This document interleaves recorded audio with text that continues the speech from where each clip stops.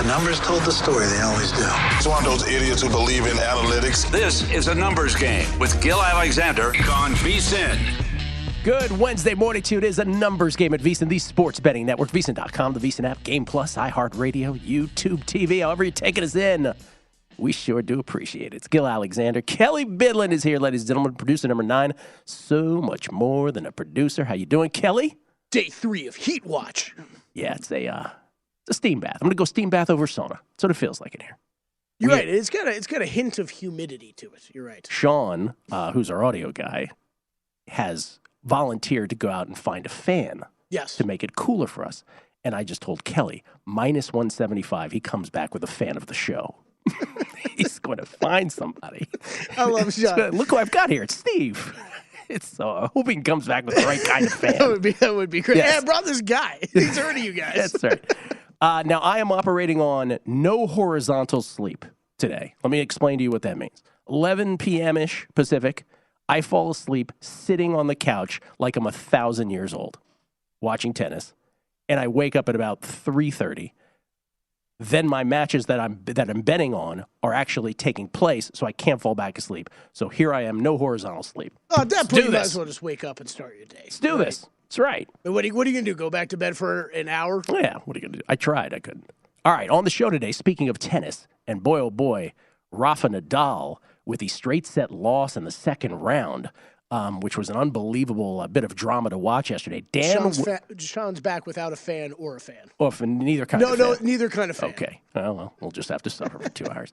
Dan Weston, speaking of tennis, will be joining us, which I know a lot of the Megapod fans, because we talked about Dan was having some health issues, so we are thrilled to have Dan on. We'll ask him, see how he's doing, but he's got tennis thoughts.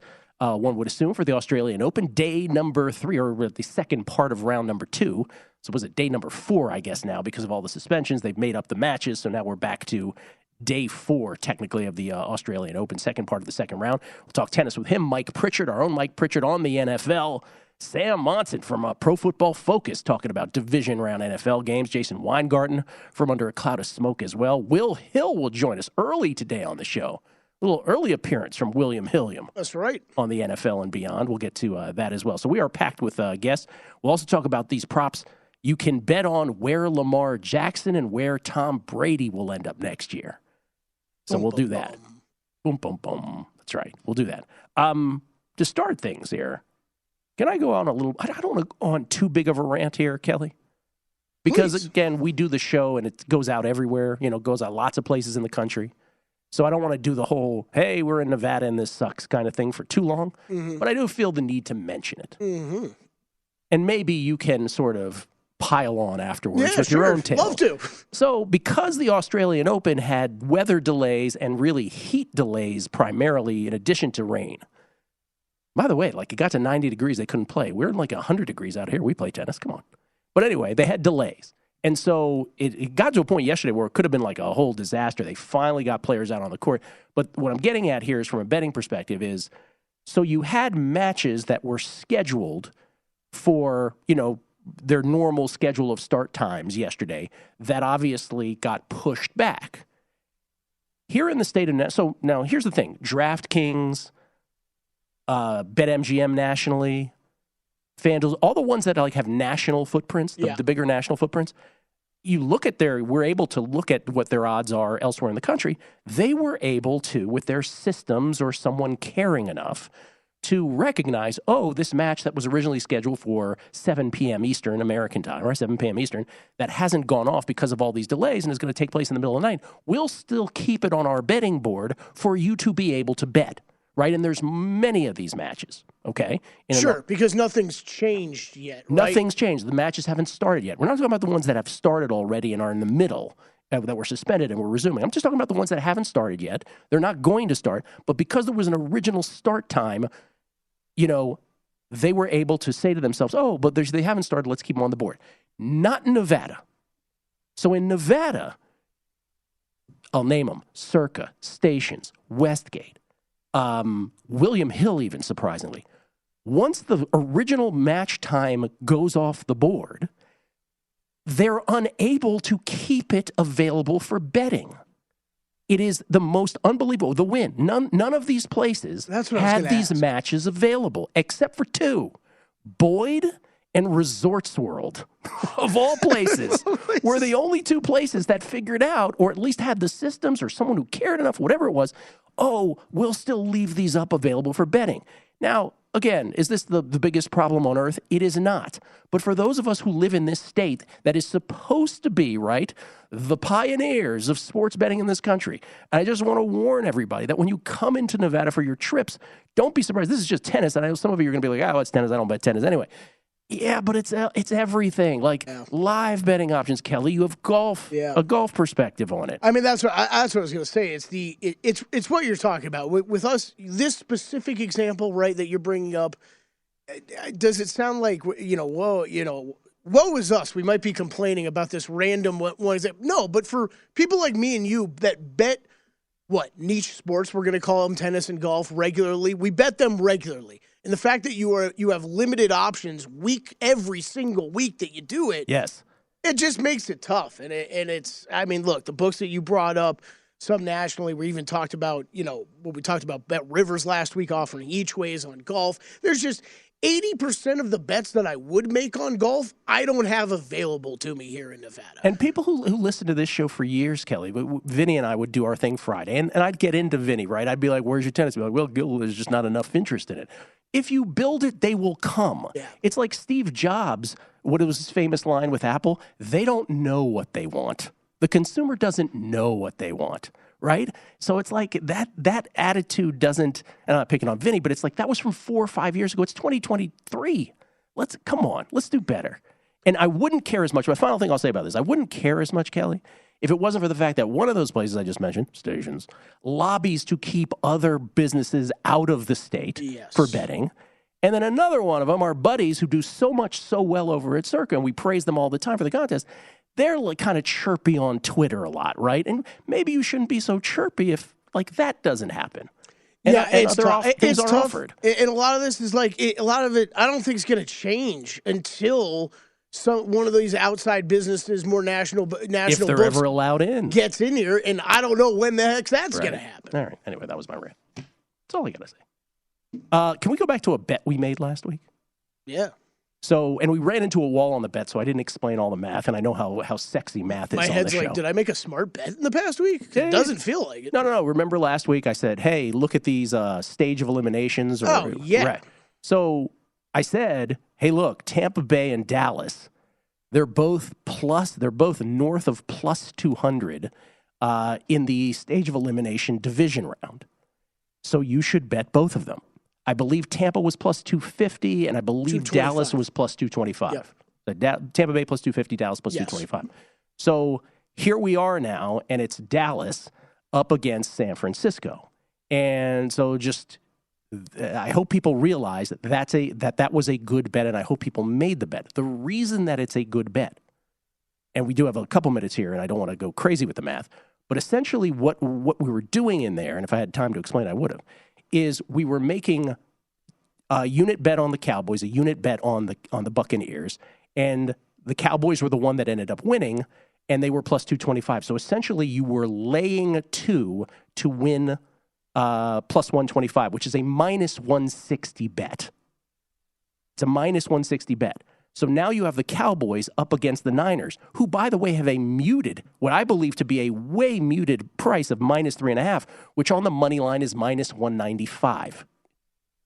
So essentially, you've made a minus 160 bet at minus 195 prices. And that's with the Niners having this muted price, which I got to be honest with you, I can't understand. I mean, you, I, and a lot of other people out there thought this line was going to be closer to 6 than 3. So, I mean, if you thought like that, then this bet would have made even way more sense. There's a couple things I don't understand. I don't understand this Niners line.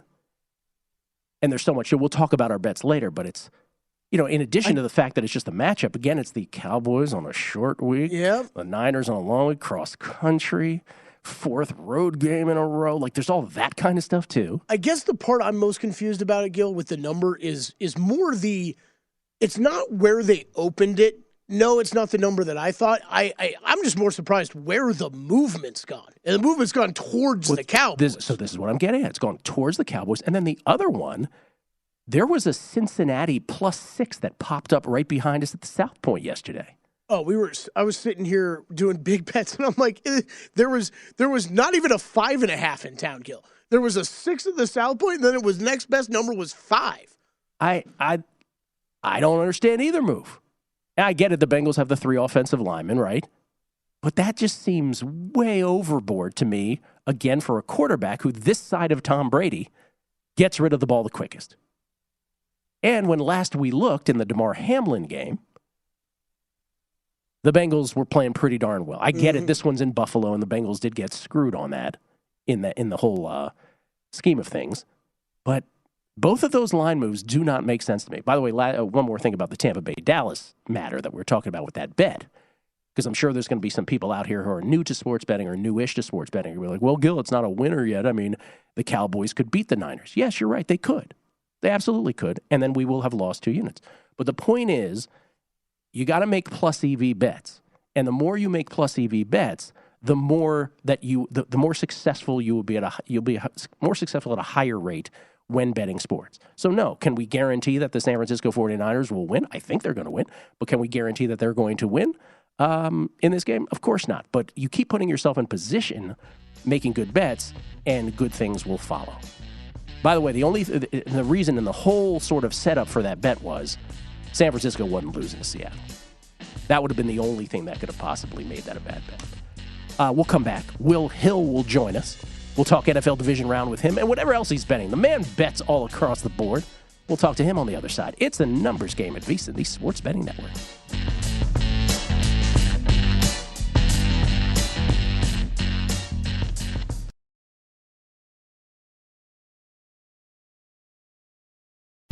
A numbers game on VSiN, the Sports Betting Network. Numbers game proudly brought to you by BetMGM. Don't forget, it doesn't take but a few seconds to download the BetMGM app. That's the BetMGM app, by the way. I don't know why I said it the way I did. And it won't take you but a few minutes to use it. You stop by any MGM casino on the Strip with your state-issued ID to open an account. Start placing sports bets from anywhere in Nevada. Whatever your sport, whatever your betting style, you're going to love BetMGM, the king of sportsbooks, and their state-of-the-art technology and fan-friendly specials every day of the week. Visit BetMGM for terms and conditions. Must be 21 or older and physically located in Nevada. Please gamble responsibly. Gambling problem? Call 1-800-522-4700. We get tweets at Beating the Book. Always appreciate the feedback on everybody, from everybody, I should say. Clint Steele talking about one of the tennis matches that just finished a little while ago. He says, wow, freaking didn't realize it was a 10-point tiebreak. He's referring to Danielle Collins, who won in the 3-set tiebreaker in the Australian Open. They go to 10 in a final set tiebreaker, men's and women's side. She also didn't know the tie-breaking rules in Adelaide just before this tournament. Adelaide. What were their rules? I think they were to. That's a good question. I think they were to 7. Why don't we unify these more? I always wondered that much. Every slam is. I don't know if I think slams are still different from one to the other. I think they are too. Yeah. It's silly. This is from. By the way, we were 2-1 on the tennis plays last night. I know of one that I'm going to make, but because of the delayed matches, not every match had been lined. So I only know of one I'm going to make. I have no idea if I'm simpatico or oppo with Dano, or if we're on completely different matches. I hope we're not oppo. Grayson Rossi sending something in about the Duval chant. He said not the best explanation either, but maybe he goes into more depth in the full pod. As a Jags fan, since they were born in 1995, I haven't quite understood the Duval chant either, but I love it. So he's sending videos. Adam Schefter apparently is on the subject as well. Always setting trends over here, Kelley. Yep. Sam Ginsberg. I feel bad you guys are stuck in the overheated studio. Guess I should have hit the glass hard enough with my head when I was there to crack it when I had the chance. Sam Ginsberg was in studio and ran straight into the wall. Yeah. It's not juice if you win. Hey, Gill, at least you guys have mobile betting. In Delaware, you have to physically go to the casino to bet. Brutal. Well, that is true. Guy in Cornfields. That's a non-starter for me. That is a non-starter. That's a non-starter. Guy in Cornfields. You nailed it, Gill, on Vegas offerings for in-game live betting. Was in town this weekend. Definitely bet a lot less versus a normal weekend because of this. Was so annoying to have to run to the kiosk or counter at commercial breaks. Gaming regs or books lazy? Well, I'd still recommend if you come in town, if you know you're going to be betting, and you know you're going to be live betting, you still got to download apps. It's going to make that process easier. I know the apps are not as good as these other books that we're talking about. However, it's still better than having to run to the kiosk. That part, yes, but what he's talking about with the offerings for sure. Over the levy, I'd like to make a rant about no mobile wagering in Mississippi. Representatives introduced a mobile bill yesterday, expected to die as soon as it hits. One of the congressman's desks, I feel your pain. Man, they've been legal down there for a while now, too, right? Matt Brown, Dave Fair, and I used to, Jay Rude, we used to go down there all the time years ago. I didn't realize mobile hadn't been cleared there yet. That is brutal. Beau Rivage, we used to be down there all the time. That'd be a non-starter for me. Louisiana, Mississippi trips. I got to get off my couch and go somewhere? Come on. Will Hill joins us, ladies and gentlemen. VSiN Contributor, at not the Will Hill with 2 E's. How you doing, Will? Gilly, what's going on, man? I just see somebody just tweeted at us, J-Rod, that San Francisco is down to -3 at FanDuel. So that's why you don't lay 3.5 early in the week, because there's that chance it goes to 3 and it makes all the difference in the world. So at 3, San Francisco is certainly intriguing. I bought it to 3. I didn't think it would get to 3. Me neither. That's incredible to me. What do you like this weekend, football-wise?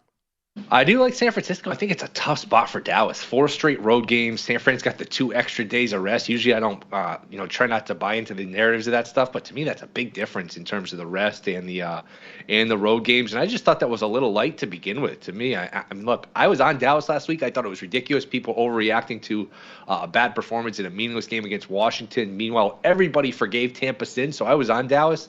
I wasn't surprised they won, but I'm surprised this is this low. San Fran is just loaded top to bottom. So I will be on San Francisco, and like the rest of the world, I will have a Chiefs-Eagles teaser. Look, if you beat me, you beat me. I can live with it. Well, I can't live with it. I'll still be furious if it loses, but I am going to be on a Chiefs-Eagles teaser. Chiefs-Eagles teaser, but you don't like them laying the number?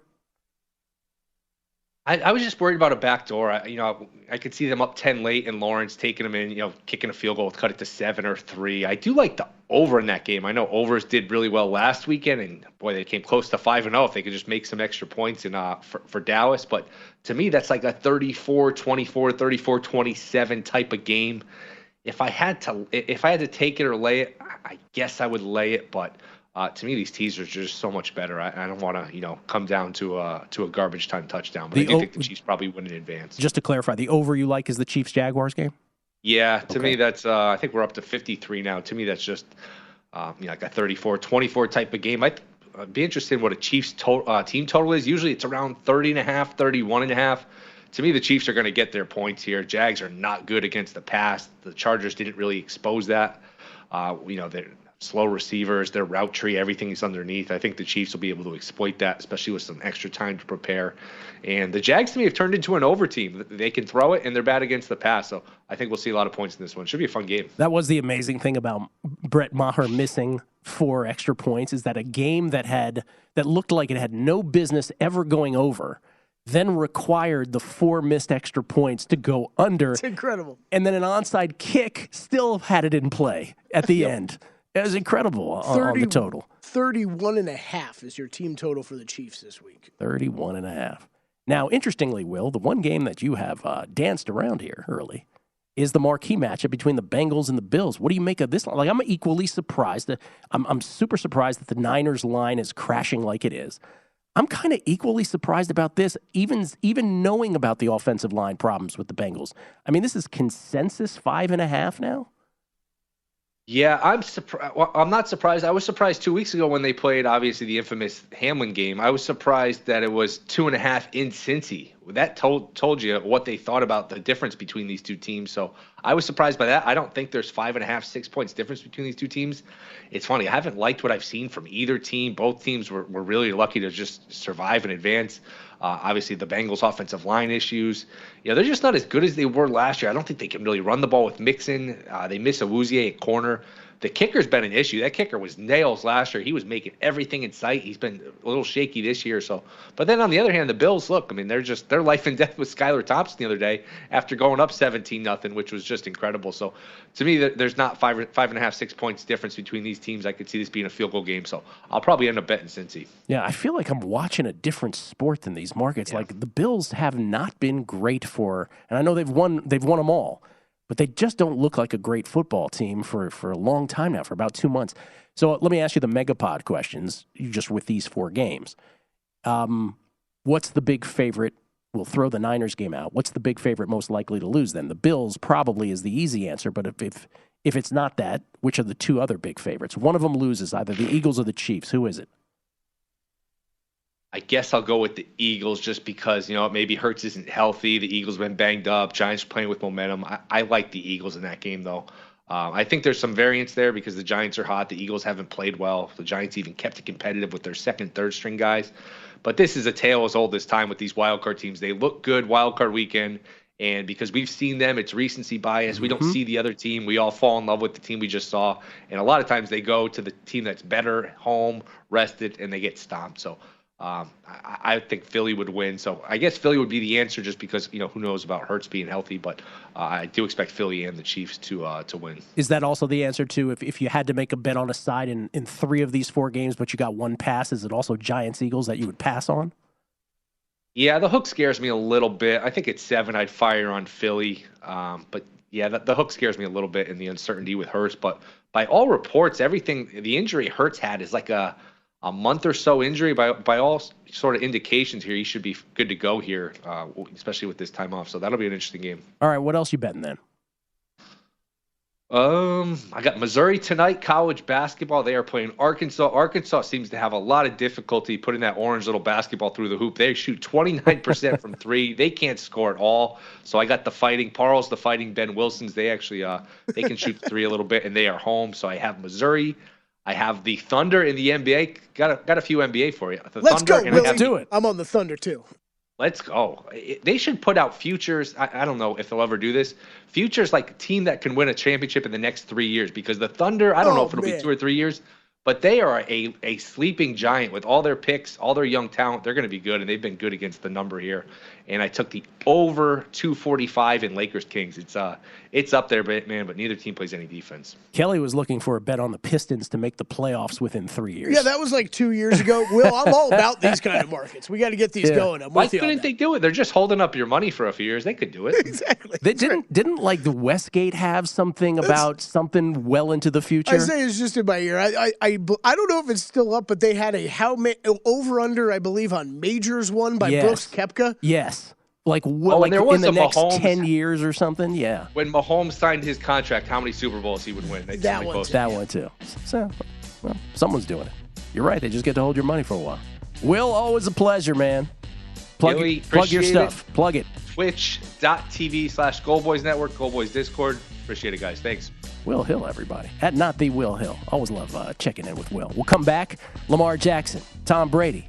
Where are they playing next year? You can bet on it next. Numbers Game, VSiN, the Sports Betting Network. A numbers game on VSiN, the Sports Betting Network. If you're looking for a betting edge on football's big game, the VSiN experts have got you covered. Become a VSiN Pro subscriber with an introductory offer of only $9.99. VSiN Pro subscribers get access to our daily recap of the top plays made by VSiN show hosts and guests. Tools like our betting splits that let you see where the money and bets are moving every game. Deep dive betting reports. VSiN betting guides for the biggest games of the season, where our experts break down brackets, best bets, and all the big game props. Don't miss out on this limited time offer. Visit VSiN.com/subscribe today to sign up for only $9.99 and become part of the Sports Betting Network. That's VSIN.com/subscribe. It's Gill Alexander. Sorry for interrupting your American sports game. You know that commercial? I love that commercial. Yeah, that's a good one. That is a good one. Besides the Cecily Strong. I think it changed, too. Or it might just be in my head. I think when I first saw that commercial, it was your American football game. Oh, really? Yeah, and then I think they were like, hey, if we just twist this line, it's funnier. It works for every sport. It's funnier as American sports game. Yes, it is. Sorry for interrupting your American sports game. What were you saying? What were you going to say? I was going to say, hey, if you want to join the super exclusive text chain of me and Will Hill complaining about every time the Magic get close to winning a game, you're welcome anytime you want. It's really sad. That sounds awesome. Oh, how do we sign up for that? That's VSiN minus. Yeah, minus. Yeah. That's right, yeah. We get tweets at Beating the Book. I always appreciate the feedback from everybody. This is from James _AG1. I'm with you on the Niners. No bias, but disagree with Buffalo Cincinnati. Buffalo should be -6. Cincinnati O-line had the 4th lowest pressure rate when healthy, yet Burrow took the 6th most sacks. Yards per play isn't close. And Allen is a tier above Burrow. Wow. Allen is a tier above Burrow, huh? All right. I described him this way yesterday, Gill. To me, Josh Allen has the highest ceiling of any quarterback in the NFL. He has a much lower floor than Patrick Mahomes and Joe Burrow. I think Josh Allen is amazing when he's on, but that guy can turn the ball over a ton, James, and ruin a game. I was with you to the Allen is a tier above Burrow comment. And Allen has been, as you say, super loose with the football lately. Nucky Charleston, favorite Gill plug, whatever your betting style. I just read them. Jesse Welch, appreciate that Cowboys-Buck suggestion. Nothing I love more than navigating look-ahead futures markets to make calculated plus EV plays. I just might like the sport of it all more than the actual winnings. LOL. Well, the object is still to win. Nemesis Enforcer, the Delaware dude didn't mention that you can bet parlay slips at certain convenience stores. Still not as good as mobile, but options. The tweets we got on this are so sad. Oh, man. Because you know what I'm realizing is we're sitting here complaining. And it's worse. And then it's still somehow worse. Yeah. There's still states that don't have it. That's why I kept it to 3 minutes, because I'm like, I shouldn't talk more about this. Because other people, Ryan Hyatt talking about it. We're ranting about limiting offers on apps. Falls on deaf ears to him because he's in Texas. No betting. That's right, Ryan Hyatt. I live in Texas. Your rant on limited offerings and apps falls on deaf ears. Neil Galbraith, after your Netflix recommendation of Breakpoint, I've watched episode 1 and want to bet on Curios for every major future. Who shares this feeling? Neil, nobody. Don't do that. I love Nick Kyrgios, but good God, don't do that. Angriest guy in New Jersey. Wait a minute, Gill in Mississippi. I know you weren't wearing cowboy boots and a Stetson. No, I was not. But Matt Brown might have if you gave him enough time to do it. He would have done. Man, you were at Fancy Beau Rivage. That's a nice spot. Oh, it was awesome. Yeah. It's beautiful. Never been there, but I've seen pictures and video. It looks awesome. Loved it down there. Now, by the way, we get text. This is from Chris Felica, the Bear, talking about my rant earlier on the show, too. And he says, the consumer doesn't know what they don't want. Bingo. Yeah, that's how I view it. It's the Steve Jobs thing. All right, so now here's the Delio. Tom Brady. You're familiar with Tommy. Heard of him. Tommy. His status is very much up in the air. Will he retire? Will he play? I believe that the man's ego will not allow him to retire, Kelley. I believe he's playing. I think after, I can't believe how many people I've heard say they think he's going to retire this offseason. Like, after last offseason, I'm kind of convinced he's playing another year. Remember when he said he wanted to play till 45? Yeah. I think he meant 55. I think he's at least one more year, if not 2 or 3. Here's the thing again. I don't think he's great anymore, but if he has great players around him, he can still beat Tommy. So here are the next, you can bet on this at DraftKings, next team odds. In certain states. Thank you, Kelley. That's the theme of the show. That's the theme of the show. Certain states. States not listed. DraftKings has Tom Brady next team odds. Now, the Buccaneers are the short shot. Should be. 2-1. The Raiders are plus 250, which makes sense. Josh McDaniels here. Obviously, Derek Carr out the door. Jarrett Stidham started the last 2 games. Would make sense for Tommy to come out here. Plus 250. Niners plus 350 makes sense because that's where Tom grew up. Mm-hmm. And if you recall, the rumors have been there in previous off seasons about him going to play for the Niners. Yep. That's where he grew up. And Brady is a completely unrestricted free agent this offseason. That is correct. And the fourth short shot, at least the tie for the fourth short shot, is the Patriots. Wouldn't that be something? I don't know what something means there, but that would be something. Way, right? There's no way. I don't think so. And then there's everybody else. Dolphins are plus 750. Now, the Dolphins are the most interesting one to me here.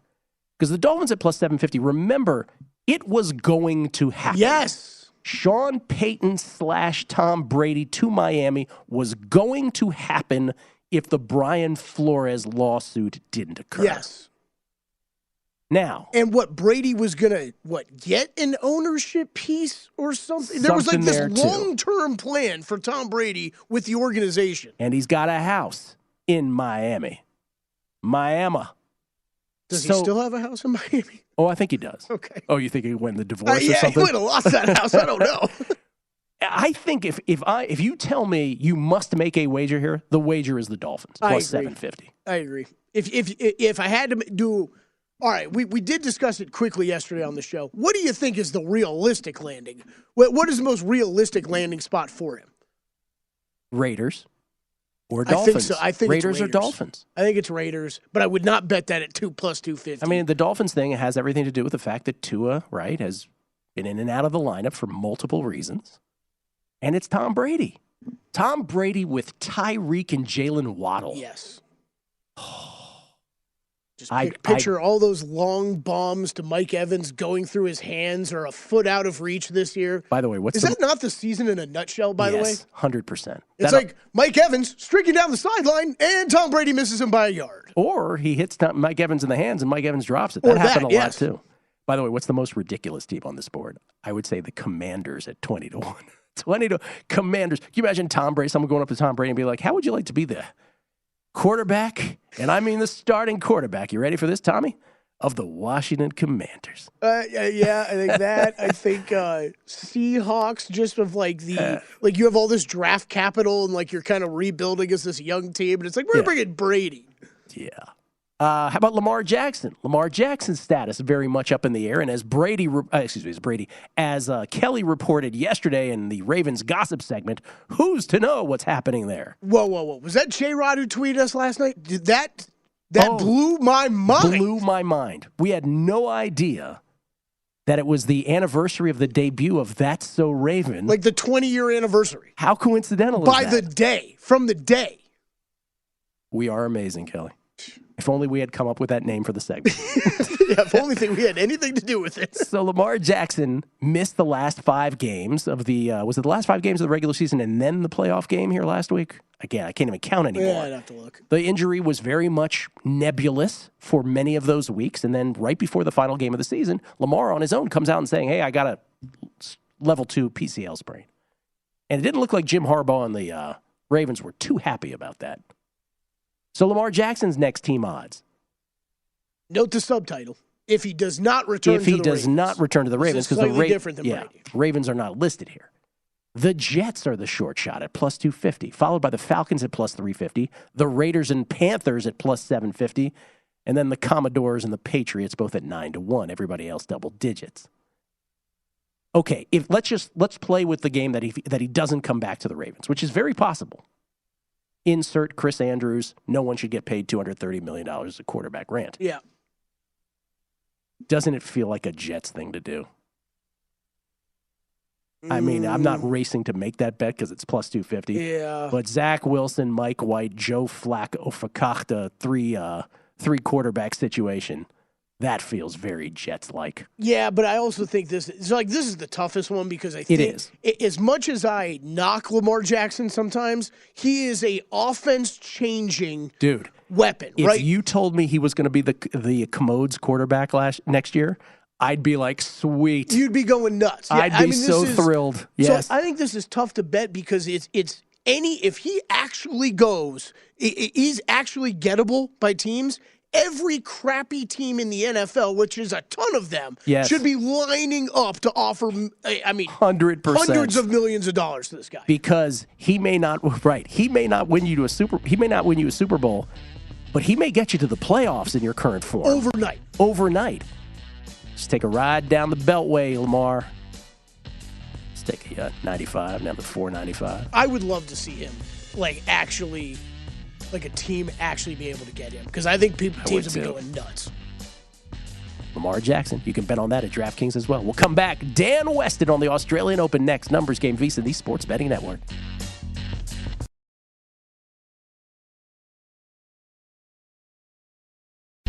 A numbers game on VSiN, the Sports Betting Network. Basketball fans can turn a loss into a win with the king of sportsbooks. Just place a single first basket score prop bet on any NBA game, that is. And if your bet loses, you'll receive up to $25 back in free bets. Wager confidently and take your game to the next level with BetMGM, an authorized gaming partner of the NBA. Just log into your account or download the BetMGM app and sign up today. Then wager on any player to score the first basket in any NBA game. And if your bet misses, you'll get up to $25 back in free bets. Turn game time into showtime with BetMGM. Visit BetMGM.com for terms and conditions. 21 years of age or older to wager. New and existing customer offer.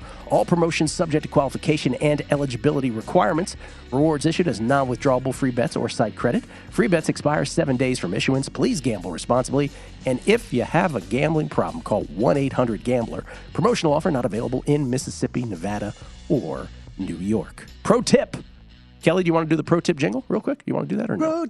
Pro tip. It's pro tip time. It's not what we discussed. I changed it. It's not what we discussed. Changed it on the fly. Yeah, that's not what we discussed. Okay, pro tip. Make sure to shop around prop markets within sportsbooks. Not just sportsbook to sportsbook shopping, but prop markets within the same sportsbook to hopefully find better value bets than maybe a straight spread or a money line bet. For example, betting the Cowboys and Bucks in divisional round stage of elimination. Just look for different ways to monetize your conviction, to do it in the best way possible. Every pro tip searchable on VSiN.com. We do at least one every hour. That's at least 20 a day. Probably shouldn't say we do at least one every hour, but we do at least 20 a day right here at VSiN. Searchable at VSiN.com. For VSiN Pro subscribers only. I mean, we do more pro tips than one an hour, Kelley. We just don't specifically mention them with the jingle. With the jingle, yeah. By the way, that should just be pro tip, pro tip, pro tip. It's the new jingle. We're going to do that network-wide. Ladies and gentlemen, it is so great to talk to this gentleman because we did the Australian Open Megapod, and it's like Drew Dinsick and I leave an empty chair for Dan Weston, who is at Tennis Ratings on Twitter. He writes for Pinnacle as their tennis expert, and of course is at Betfair as well. He joins us now. We were worried about him because he was under poor health, but he joins us now from across the pond where it is afternoon there to talk Aussie Open with us. How you doing, Dano? Yeah, I'm doing a bit better this week, Gill. Thanks very much for asking, and loving the jingle as well. Well, we're workshopping it, Dan. It's not a finished product yet. We're just spitballing at this point. So you're doing okay today. We're glad to hear that. Yeah. Because we had listeners. Listeners are very worried about you. So I just want to know you have a lot of fans here on this side of it. Yeah, thank you so much. Yeah, no, I had a tough week last week with I've got some autoimmune problems and stuff. But yeah, all good this week. Seems to have taken an upturn, which is really positive with the 2 weeks of tennis we've got. Oh, it's a beautiful thing. Let me start with, before we get to bets, just the drama of Rafa Nadal last night, who loses in straight sets. Second round match to Mackie McDonald, who, by the way, looked great against Dan Evans in Adelaide and carried it over to this. I mean, he really executed, even before the injury last night, he really executed a great game plan against Rafa. I don't want to be prisoner of the moment because, not only do you have Indian Wells and Miami and all these tournaments in front of us, but obviously the French Open looms where he will be the short shot along, I guess, with Carlos Alcaraz to win that. So it's not over yet, is it? I don't know. I mean, it's such a difficult one to answer because now we've seen this unprecedented level of decline in Nadal. And this is not just a results-oriented decline. It's something that you can definitely see from his underlying data as well. His return points won numbers are dropping markedly. And we also saw, obviously, in round one against Jack Draper, I mean, Draper could easily have won that match if he wasn't so fatigued. It was probably the longest match that Draper's played in his young career. And after 3 sets, with Nadal 2-1 up in sets, both players have won the same amount of points in the match. So that shows you how close that round one match was against Draper. So it's not like even when Nadal won that match, he was in any way, shape, or form dominant at all. I was surprised about McDonald. I thought that Draper probably is at the moment slightly ahead of McDonald in terms of where they are in their career. But that's a big problem for Nadal. We've got, say, 4 months-ish before the French Open, and he's going to have to do a lot of work to really get the market on side and to give anyone any confidence that he's going to win yet another French Open. But you never know. Nadal at Roland Garros, it's just like a fairy tale for him, isn't it? Yeah, and last night I should point out it was a hip injury, not the common Nadal foot injury. So it's mounting with different kinds of problems with him physically. All right, so J-Rod, I brought up J-Rod on the show. He's one of the listeners of the show, big tennis fan, big tennis bettor. And he told me before the Australian Open, he's like, I've gone around and culled together 12 tennis guys, 12 tennis experts. And he knew that I had been betting Iga. Obviously, Iga's not 30-1 or 7-1 anymore. We've reached the Iga part of the career where she's north of $2 or just south of that. And I still bet Iga because it's Iga, and she's still the best player out there, and the numbers corroborate that. He said, Dan, you and I were the only two people of the 12 that were still betting Iga, which is remarkable to me. And now Andreescu gets knocked out. Zheng Xinwen gets knocked out. This has only helped her cause, right? Yeah, so now I just checked the Betfair prices. She's in from around 3.65 available after the draw, now into threes after just first few days of the tournament. So the market is now kind of waking up to the fact that she's clear favourite in the tournament. Sabalenka's drifted a little bit, Garcia's drifted a little bit, I mean, I was really surprised about this line on Iga before the tournament. I didn't see that there was really any real potential hurdles in the early part of her draw, and the gap between her and the field really isn't any different to Djokovic and the men's field, So, but yet Djokovic is around even money, and we were getting almost 3-1 on Iga. So it just was really out of line in terms of a price. And I think people forget that Swiatek was basically, no one could even take a set off her, a few months back. She was in this most insane run, and even if she has suffered a few defeats since then, she's still the best player on tour by a long way. Mm-hmm. I think maybe there's been a bit of an overreaction to a couple of losses. It's amazing, Dan. She had a 37-match win streak, and when she finally lost, people were coming at me. It's just she's going to win every match for the rest of her career, people. Good God. And how many bagels and breadsticks were in those as well? Yes, exactly. 100%. All right, what about today? Now, we finally caught up with the matches, I believe, which looked kind of sketchy for a while. I didn't know that we were going to get there, but they did play overnight. I think everything got played, if not most of it. Now, I know not all the lines were up here before the show, but what do you like today? Okay, so the primary spot I like for Thursday, I guess it's now, is the next day scheduled, round 2. I liked Elise Mertens in round 1 against Garbine Muguruza, and she eventually did win in 3. And now she's taking on Lauren Davis tomorrow, which is a really interesting match in terms of understanding market sentiment, because Mertens is very barely favourite in that match, and that's really out of line, I think, because she's got quite considerable edge both on service and return data on hard court in the last 12 months and all surface data in the last 6 months as well. So there's no real reason as to why Mertens shouldn't be 1.5, 1.6 max in this match. And she's not. And I think that's because Lauren Davis has won a title recently against basically nobody. So, she qualified in Hobart, only played one player inside the top 60, who is Sloane Stephens, and we know that Sloane Stephens is not playing at a particularly high level right now. And also now Davis has played 8 matches in a week and a half, and physically that's going to take its toll on her. So I'm more in favour of fading on the players who have overplayed in these warm-up events, even if they're done well. And Mertens, for me, looks the pick on the women's side, I think, tomorrow. It's fascinating. Two points. One, just to translate from British betting parlance to American betting parlance, 1.5, 1.6, what Dan is saying Mertens should be, is 1.5 is minus 200, $1 to win 50 cents. So that's minus 200. 1.6 is just is a little higher than minus 200. That's where he believes that Mertens should be in this. And it is a fascinating question. We only have 30 seconds here, Dan. But 12-month data, 6-month data, all in favor of Mertens. If you go to the 3-month data, it is wildly in favor of Lauren Davis, not Mertens. And that's your point, right? That's a smaller sample size against weaker competition, and is kind of noise, not signal. Yeah, that's what I'm thinking anyway. Yeah. For sure. The opposition quality is a big red flag for me there. All right. We're out the door, but anything else real quick, just by name, any picks, or that's the one?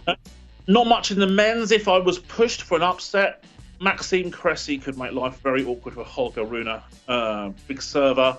could turn it into a really high variance match, and you can get a big price on Cressy. But I don't think it's anything particularly noteworthy. Dan, we'll talk to you on Friday. Glad to see you. Look forward to it. Cheers, Gill. Dan Weston, everybody, at Tennis Ratings. I'll give you my tennis pick on the other side, and Mike Pritchard joins us to talk NFL. Numbers Game, VSiN, the Sports Betting Network.